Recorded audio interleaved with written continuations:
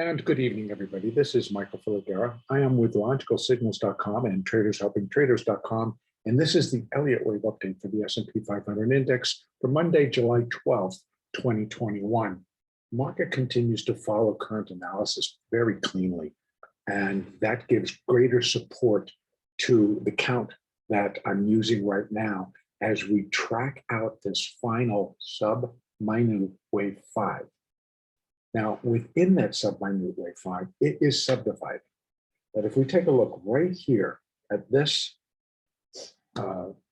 move, it would appear to have the, or appear to be a clean 5 waves. And let me count. 1, 2, 3, 4, 5. 5 nearly complete. Not quite, but nearly. And so when I think about that, the possibility of where this could come is maybe up here to 43.86. And would that then complete this entire sequence? And because the other alternate view would be that it's just going to complete a wave 1 of 5. And if that's the case, we've got a lot more to go. So how would I balance this out? The first thing I do is I go out and I go up to our daily. So I can get the furthest out. So the furthest I have out right now is a measurement for that minor 5th wave. And so within it, we've also now drawn Fibonacci extensions for the minute wave 5. And then we've drawn again Fibonacci retracements for the sub-minute wave 5. And then again today, I just put some additional on that could represent the sub level.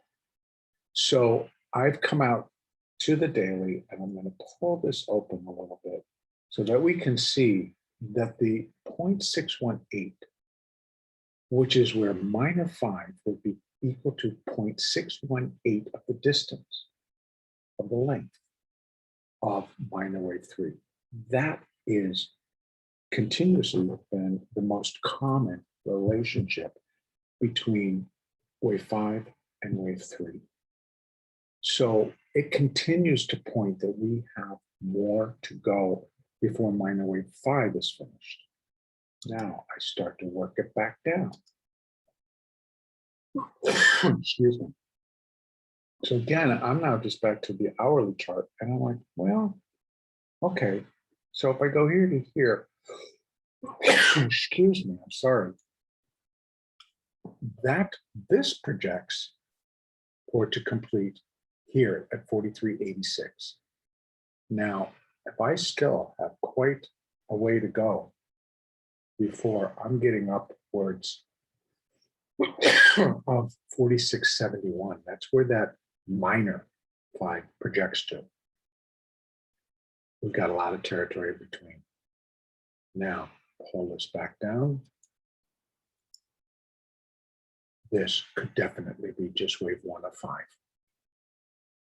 And that would just tell us that we're subdividing, very similar to what we did here. In the third, we subdivided, and then we subdivided, and then we subdivided. Excuse me. And that could be happening again. So I'm still just going to count it as a completion of a 5th wave, not that of that upper degree of wave 1. And actually, I can just, as I used to compare, I went and I looked at the cash market. The cash market pretty clearly is telling me that this is likely completing wave 3 of 5. Right? If this was 3, this is 4. So we got 1, 2, 3, or maybe a little 4 and a 5 to complete 3. Now, take that back, and I don't think that the future is going to be that far ahead of the cash. I mean, that would be like really driving nails into prediction. In any case, no, that's not what I wanted. I'm not sure how that all got back up there. One there. But I do think we can say either this is where the extension is, and I'm missing these little 1, 2, 3, 4, you know, all the way up, and then that was a 3, this is a 4, this is a 5 of 3. So that's where I'm going with it. So I think we are finishing a 5th, and I think this is where it's going to come, but it's going to be 5 of 3 and not 5 of 5.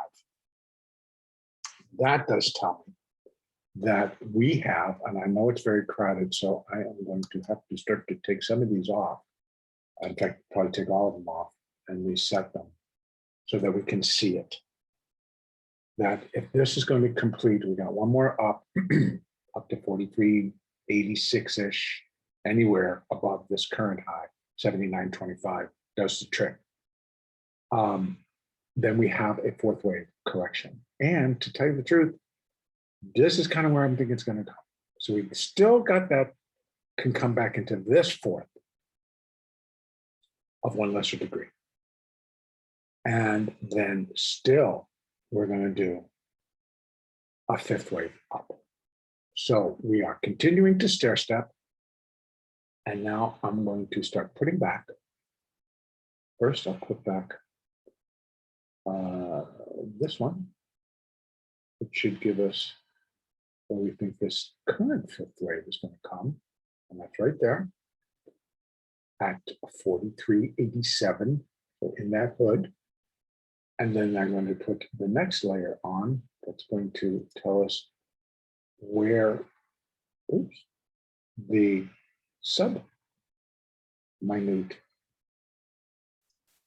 wave 5 should go.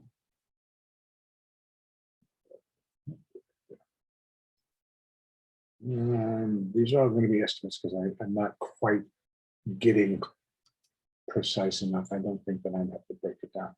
Let's go out to the daily. We're now going to look at that minor 4, where, excuse me, with the minor 5th. So that's going to go up to here.